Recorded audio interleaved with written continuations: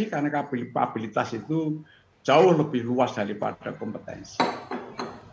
Ini segitiga psikologi manusia, pikiran, perasaan, dan kehendak yang menonjol di Indonesia itu ya cacat kehendak, maka banyak korupsi, ngapusi, menipu, kalau bergaul ketok halus nih jadi kucing-kucing dibedai, lalu bergaul juga bukan apa adanya tapi ada apanya. Jadi saya itu Mas, karena mungkin aku dididik di luar negeri lama, memerintah orang asing, itu polos banget loh Mas aku Mas, polos banget itu. Jadi kita ini kalau jadi orang sulit untuk ditafsirkan oleh orang lain itu kan masalah, Mas. Ya enggak. Aku Prof. Slamet itu banyak sebuah kalau kemudian diskusi sama Prof. Slamet harus begini-gini. Nah, sudah jelas kan aku. Ya. Prof. Slamet perasaannya gini-gini, jelas kan? Prof. Slamet itu kehendaknya begini, jelas kan itu. Jadi agar supaya tidak menimbulkan aneka tafsir bagi orang lain. Meskipun saya pribadi adalah kehidupan yang subjektif. Ya. Anda juga tidak bisa menerka saya dari kelihatannya ini Pak Slamet itu murung karuan jerone. That's why in English don't judge someone by one appearances but by one deed. And the question is that who knows the deed? Jangan pernah menilai orang dari kelihatannya, tapi nilailah dari yang sebenarnya. Tapi siapa yang pernah tahu sebenarmu itu siapa? Nobody. Tidak satu orang pun tahu.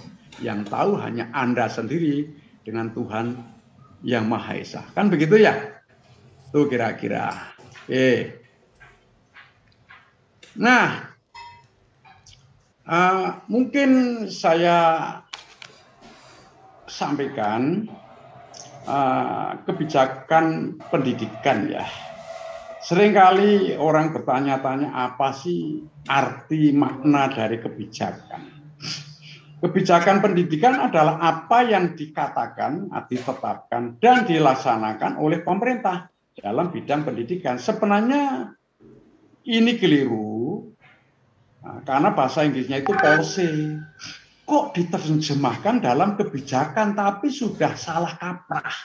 Sehingga kalau saya akan mengganti istilah itu banyak orang yang tidak mungkin tahu apa yang saya katakan. Padahal salah Mas. Kebijakan itu menyangkut masalah kebenaran, the truth. Wisdom, kebijaksanaan, itu menyangkut hati nurani. Jadi kebijakan tidak bisa diukur hanya dari kebenaran otak gitu loh. Tetapi karena sudah salah tapi kaprah, sulit untuk membenarkan. Dan bahasa karena sudah membahana selamanya tentu tidak mudah saya luruskan. Saya itu sering kali buat tertawa saja kok. Umpamanya saya ceramah di Padang waktu itu sebelum Covid ya. Prof. Slamet ini langsung dibelikan tiket pulang pergi. Enggak Mbak, pergi dulu baru pulang. Itu yang ngono. Omongin kita kan begitu. Wah ini sekolah-sekolah kita itu sarana dan prasarananya kok sekarang makin enggak, salah itu prasarana dan sarana dulu. Karena kalau kamu membangun sekolah itu ya gedungnya dulu itu namanya prasarana, lalu diisi meja, kursi, itu sarana gitu loh. Ngomongan itu yang bener gitu loh supaya otakmu bagus. Ngono Mas. Lalu seringkali, yuk mari kita turun ke bawah. Ada enggak turun ke samping? Enggak ada, turunnya mesti ke bawah dong masa. Lalu kalau saya orang Jogja ya itu kalau dari SMA De Brito UII yang di itu loh. Dan itu kalau ke selatan kan mesti mentok jalan Solo. Ya kalau mentok jalan Solo kan mesti ke kiri karena satu jalan gitu loh. Satu arah ke kiri gitu loh. Itu masih banyak otaknya gak digunakan. Kalau belok kiri, ratingnya digunakan kan nggak bisa belok ke kanan. Otak mungkin gunakan, kok goblok-goblok. Jelas kalau mentok jalan itu mesti ke udah kiri. mentok wajib kiri masih pakai sen ya kok. Satu arah kok masih pakai rating ya Allah, kok otakmu goblok karo babi. Wong oke ini ya kayak babi kan. Ya itulah karena they use what I call it automatic thinking. You must be a people who are critical thinking. Kamu jangan menjadi manusia berpikir otomatis, tapi jadilah manusia yang berpikir kritis. Berpikir kritis bukan hanya mengkritik pemerintah, enggak lah. Saya di rumah mau mau rapat di pasar sarjana, kalau critical thinking saya bagus, handphone terbawa, ballpoint, kartu bank, mungkin juga nanti masker yang menyebabkan goblok itu selalu saya pakai. Itu kan komplit saya.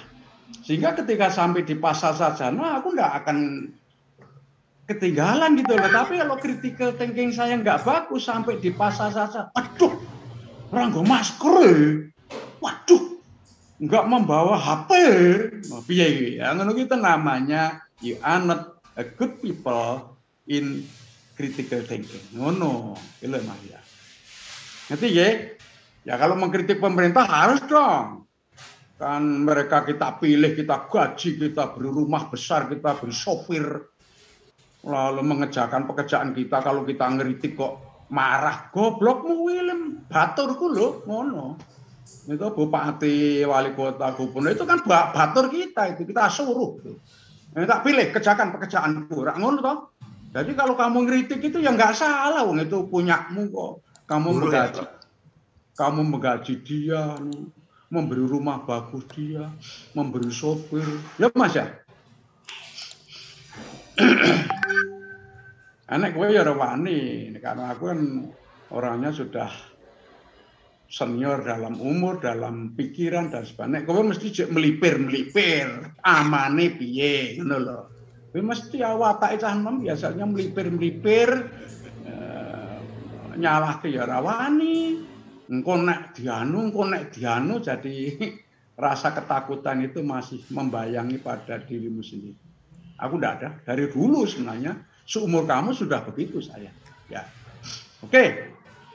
Nah, jadi kebijakan itu tidak sekedar hanya tertulis peraturan menteri nomor sekian, nggak cukup itu. Itu baru yang dikatakan. It is an easy part. The difficult part is the execution. Kalau membuat kebijakan itu bagian yang gampang, tapi yang lebih sulit itu adalah melaksanakannya. Kan begitu ya. Nah, umpamanya sampai sekarang Merdeka Belajar ya takon Mbak. Apa Mbak Esti? Merdeka Belajar itu sampai sekarang ngerti ora kowe?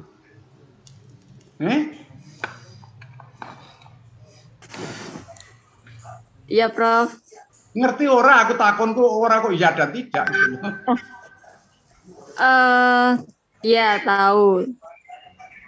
Merdeka Belajar di kampus dan lebih banyak yang Merdeka Belajar di kampus sih, Prof. Enggak, saya kan tidak bertanya merdeka di kampus, aku takon.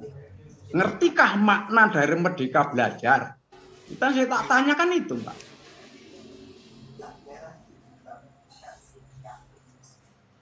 Siapa yang bisa jawab?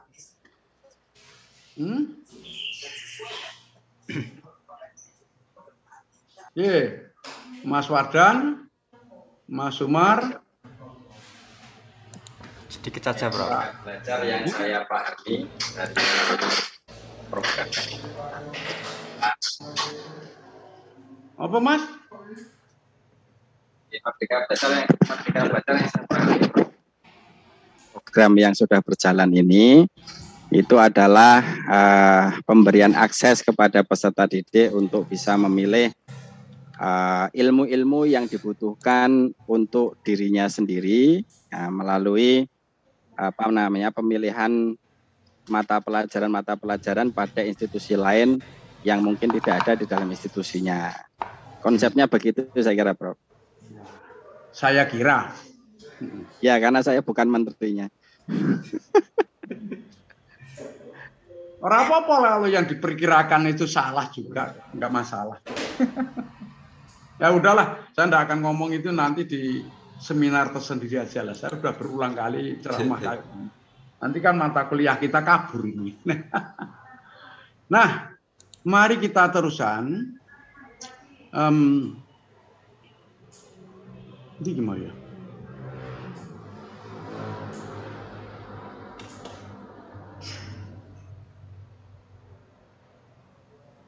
Apa ini mau Mas? Kebijakan ya. Begini loh Mas, saya katakan bahwa kebijakan itu selalu dihadapkan pada keterbatasan sumber daya. Sumber daya manusia dan sumber daya selebihnya sumber daya manusia, yaitu uang, peralatan, perlengkapan, bahan, informasi, dan sebagainya, untuk dialokasikan pada jenis, jenjang, dan jalur pendidikan yang saling bersaing dalam prioritasnya.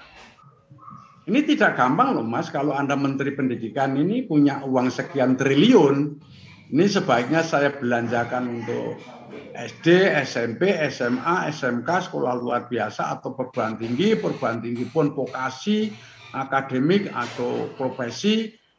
Itu kan kalau Anda mau mengalokasikannya kan harus didasarkan pada argumen-argumen ya.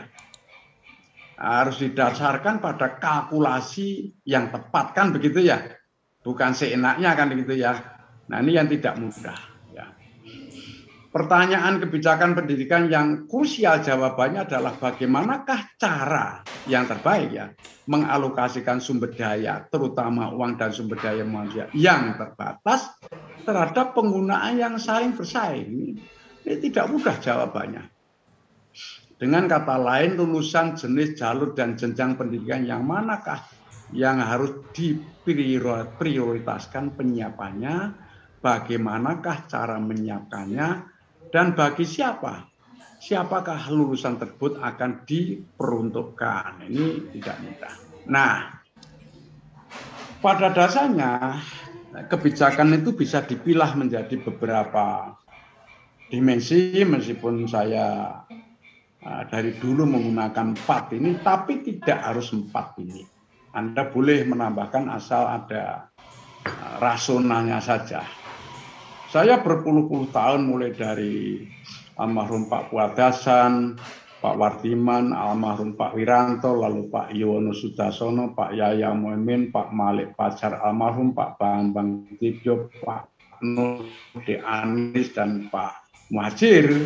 Saya lihat dinamika kebijakan tidak lebih tidak bukan hanya ini saja, yaitu pemerataan mutu, relevansi, dan tata pemerintahan.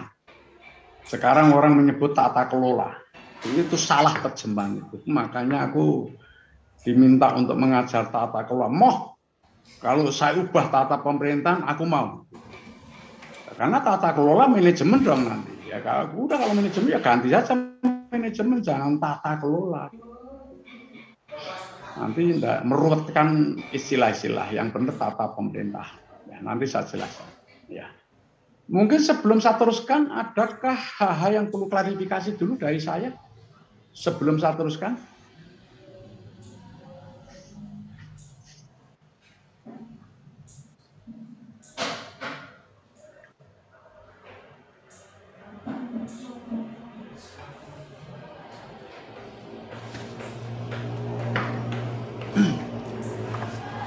Mana ada pertanyaan? Ya, Prof. Saya coba bertanya ya, Prof. Ya. Ya, terkait dengan kebijakan di bidang pendidikan ya, di mana di Indonesia tersentral dari kementerian. Nah, sebenarnya sejauh mana kewenangan dari sekolah ya untuk bisa melakukan inovasi maupun implementasi dari turunan kebijakan pemerintah itu, Prof. Misalnya kurikulum 2013 itu dari pemerintah kan sudah ada buku panduan. Nah, sejauh mana sekolah ataupun guru itu boleh melakukan pengurangan dari materi itu atau disesuaikan dengan arah dari sekolah masing-masing sehingga beban belajar dari anak-anak itu menjadi tidak seberat sekarang, Prof. Ya memang jawaban saya tentu tidak akan memuaskan ya, karena begini. Karena jawaban saya ini agak sedikit paradok ya. Paradoknya begini, sekarang saya tanya saja kepada Anda, guru itu profesi atau bukan? Itu dulu, saya bertanya itu dulu. Kalau guru itu diasumsikan sebagai profesi, tentu dia punya otonomi untuk bertindak yang terbaik. Dia punya keahlian yang tentu saja setiap guru layaknya seperti dokter. lalu tidak sekedar hanya otonomi untuk bertindak, tidak sekedar keahlian saja. Sebagai seorang guru, dia harus betul-betul pintar mempraktekkan profesinya sebagai guru, berarti di dalam ruang kelas atau mungkin di laboratorium. Tapi sebagai guru, sebagai profesi tentu harus punya etika, kode etik. Nah, kalau itu saya bahas, ternyata di sekolah-sekolah tidak terjadi, Mas. Apalagi kalau sekolah-sekolah itu boleh dikata ada kooptasi dari kepala sekolah, dari dinas pendidikan, dari bupatinya, kepala dinasnya, dan sebagainya yang menunjukkan bahwa guru itu bukan profesi. Karena kalau Anda mengambil contoh profesi, sebut saja sebagai pilot, sebut saja sebagai dokter. Pilot mau terbang kemanapun keahliannya itu. Dokter keahlian apa, mau ditempatkan di Jogja, mau di Papua, mau di Aceh, dia tetap akan menggunakan keahliannya itu. Bahwa tempatnya beda-beda itu adalah persoalan konteks. Memang salah satu hal penting, meskipun itu tidak merupakan keahlian medis, tapi kan konteks itu kan juga dipahami itu ya, kira-kira gitu. Nah, kesimpulannya begini. Kita dengan keragaman kemajuan ini, memang kita tidak bisa kalau menggunakan satu cara untuk semua. Ya kenapa? Karena semua tidak satu. Ibarat ukuran baju, satu ukuran untuk semua, padahal semua ukurannya tidak satu. Nah kalau gitu gimana? Ya mau tidak mau harus diberikan keluasan-keluasan kepada sekolah agar supaya sekolah itu bisa fleksibel, dia bisa elastis dalam mengembangkan sekolahnya. Nah, oleh karena itu itulah dulu dikenakan manajemen berbasis sekolah. Artinya apa? Ya sekolah ini bisa bagus karena manajemen dia seperti itu, tetapi tidak bisa disamakan dengan manajemen sekolah yang lain. Nah, dulu dikenalkan MBS dan itu Anda saya beritahu itu embrionya dari saya. Saya tulis pertama kali tahun 99, saya ceramahkan di Universitas Pancadharma di Probolinggo, kemudian disusul ke FKIS, Fakultas Keguruan dan Ilmu Sosial, dulu sekarang disebut Fakultas Sosial, Ilmu Sosial, FES. Lalu tahun 2000 diadopsi oleh kementerian.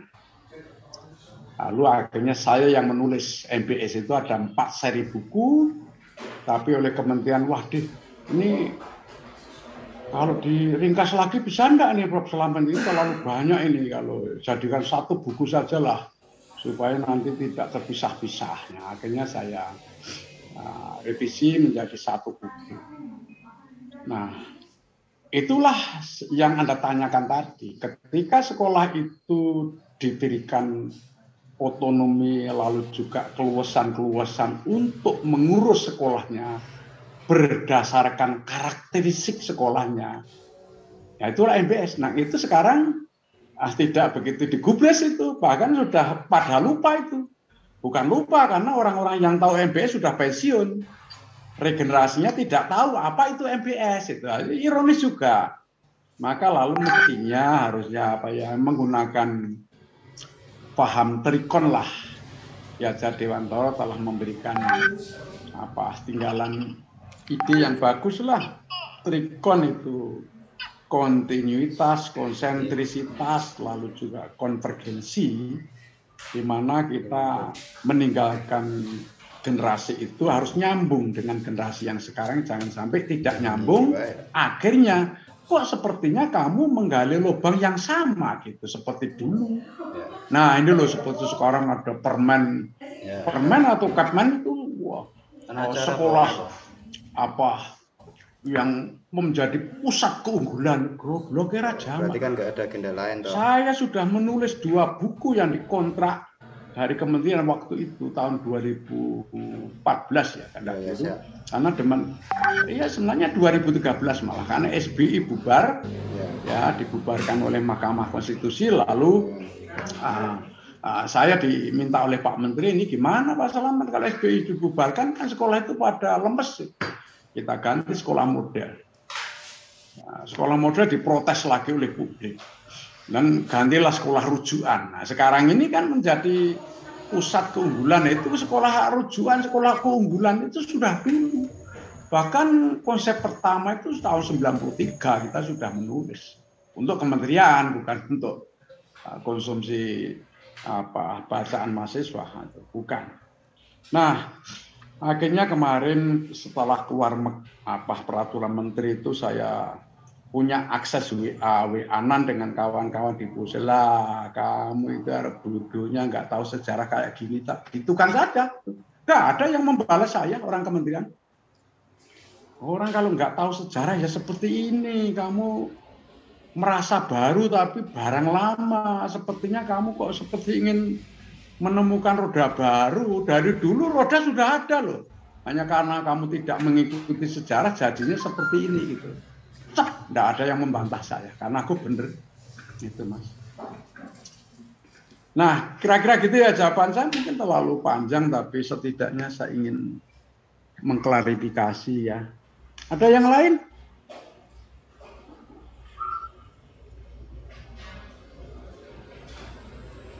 Ada yang lain? Oh, kita sampai jam berapa ya, Mbak? 14.40, Prof. Oh, sudah lewat ini ya? Bonus, Prof. Belum, masih. Belum 5 menit. Oke.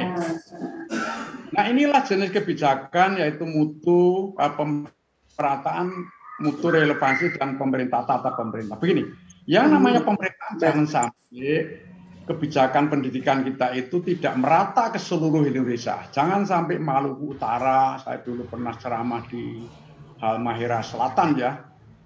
Masa kayak gitu sih? Sekolah SD hanya ditempati 1 tahun hanya 5 bulan. Loh kenapa ditempati hanya 5 bulan?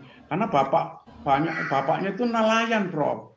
Karena nelayan dia mengikuti ikan. Kalau nanti musim hujan ikannya di situ, kalau nanti musim kemarau itu ikannya lari kepada yang lebih dalam. Maka lalu orang tua siswa yang nelayan itu mengikuti ikan. Masa punya anak SD disuruh di rumah sendiri? Enggak lah.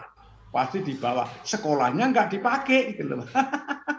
Ya itu perlu proliferasi kebijakan yang tidak bisa sama seluruh Indonesia, jangan satu untuk semua karena semua tidak satu. Nah itulah.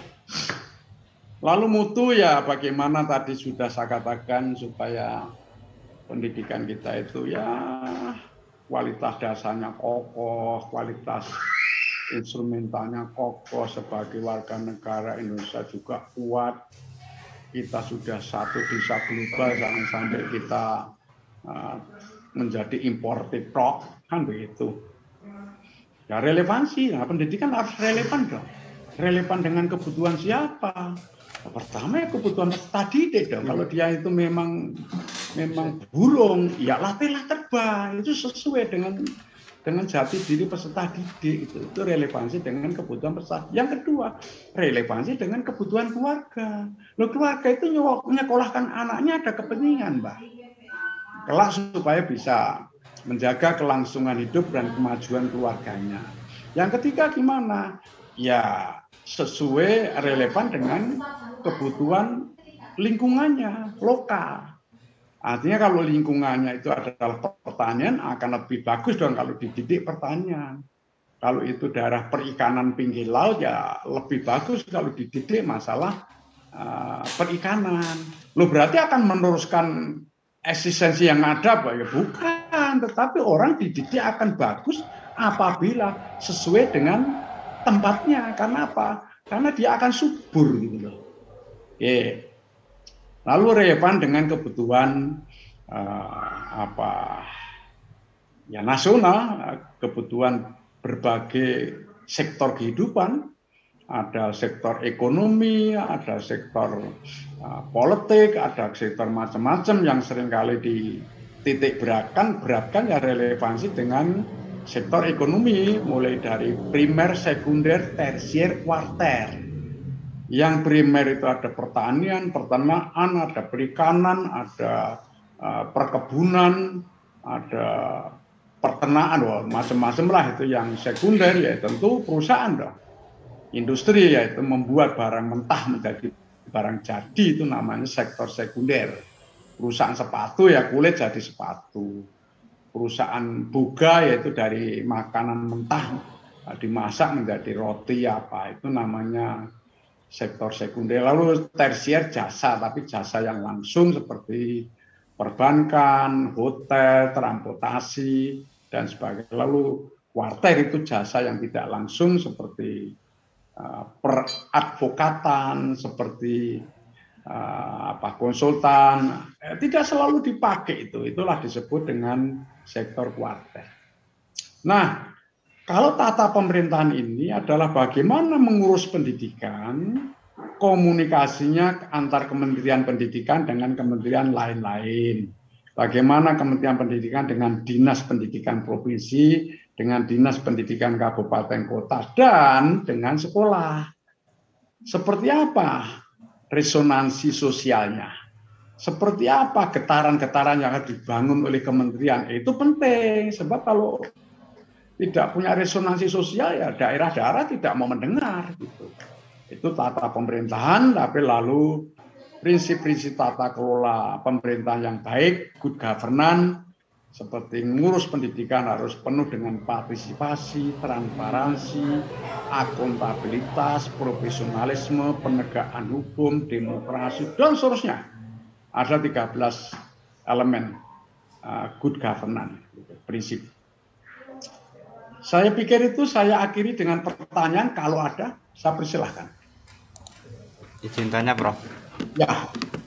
Berkaitan dengan dasar pendidikan tadi, di slide panjenengan sudah ada sesuatu yang saya kira paripurna ya, bagaimana pendidikan itu memang harus ada harmonisasi manusia dengan manusia, manusia dengan alam, manusia dengan Tuhan. Itu kalau bahasa Islamnya ya belum minan nas, minallah, dan minan alam.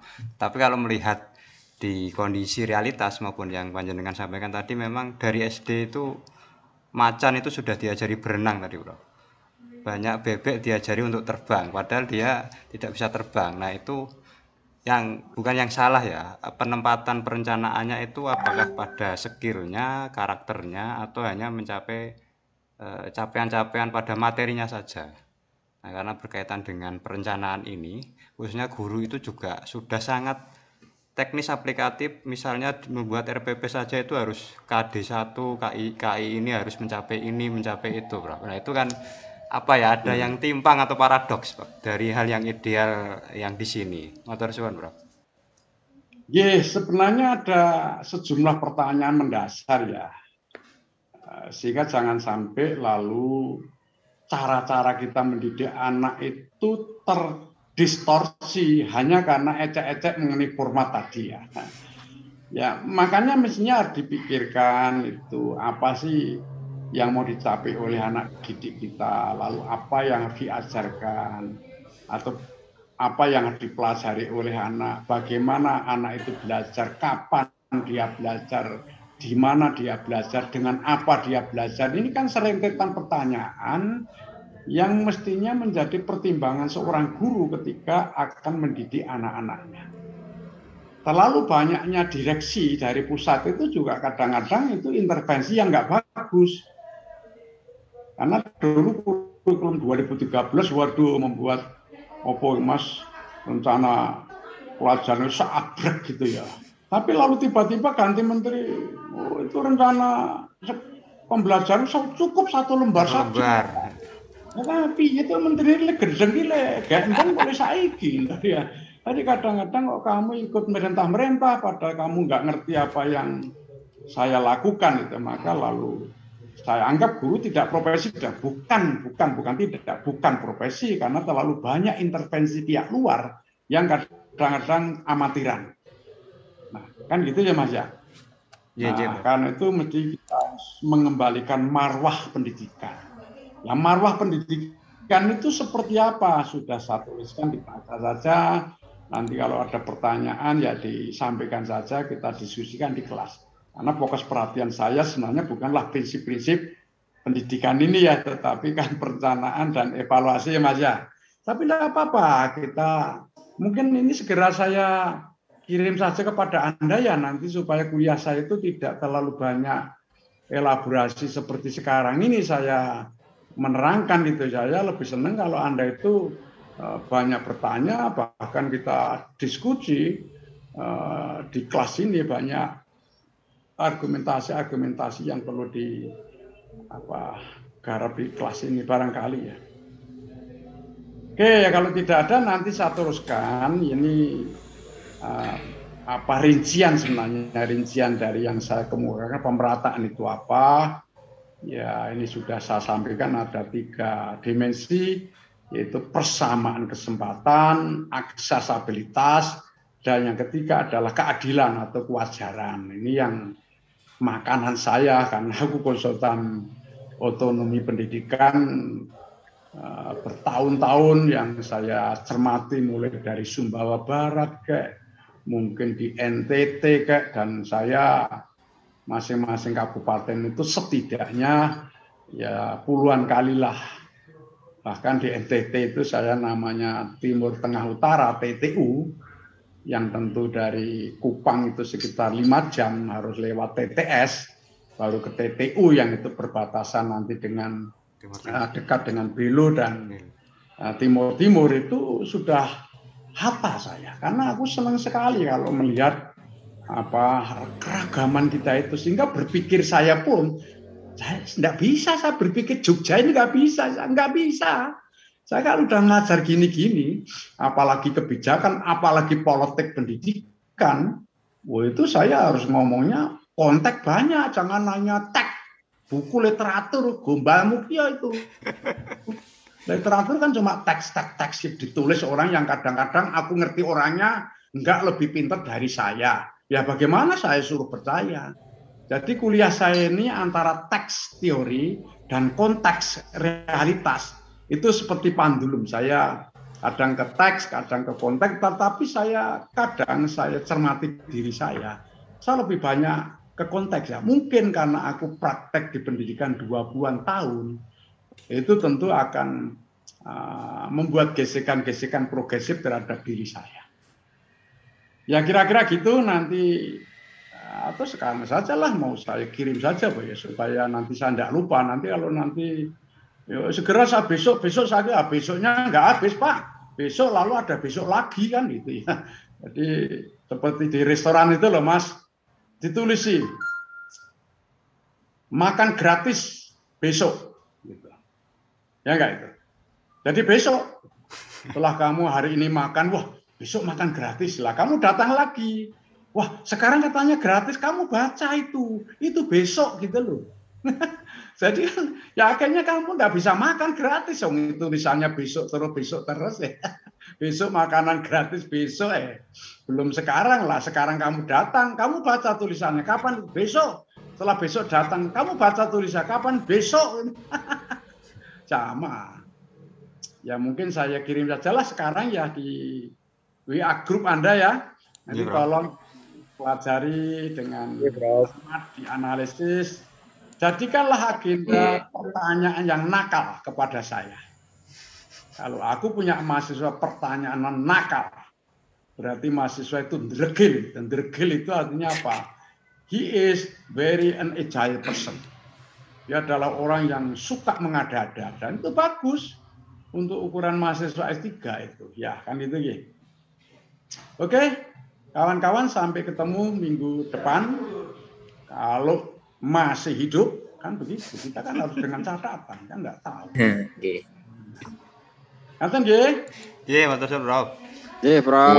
Matur nuwun, Ketemu Prof. lagi, tolong ini saya nanti pelajari nggih. Lekus dong aku. Oke, Bro. Kalau masih hidup, Prof.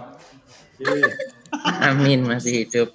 Wah, mahasiswa aku ya cerdas, durung lunga dosennya wis nirok gitu. Padahal saya itu punya Dosennya canggih ya. aku punya kredo. Multi talenta dosen. Saya itu kadang orang tertawa juga. Napa Pak gitu. Kita ini terlalu cepat untuk tua. Karena besok pagi tambah 1 hari, besok lagi tambah. Jadi kita ini terlalu cepat untuk tua. Tetapi terlalu lamban untuk cerdas gitu Mas. Ngerti enggak itu? terlalu lamban untuk cerdas. Diberi kuliah hari ini ngerti, tapi minggu depan ditanya lupa. Berarti kita terlalu tepat untuk tua, tapi terlalu lamban untuk cerdas. Itu ya Mas ya? Betul, Bro. Sampai ketemu minggu depan kirimnya saiki Mas, udah sesak orang yang Oke, Bro. Takutnya enggak habis besoknya. Ya, ngaten nggih, saya izin untuk live nggih. Iya. Iya, Bro.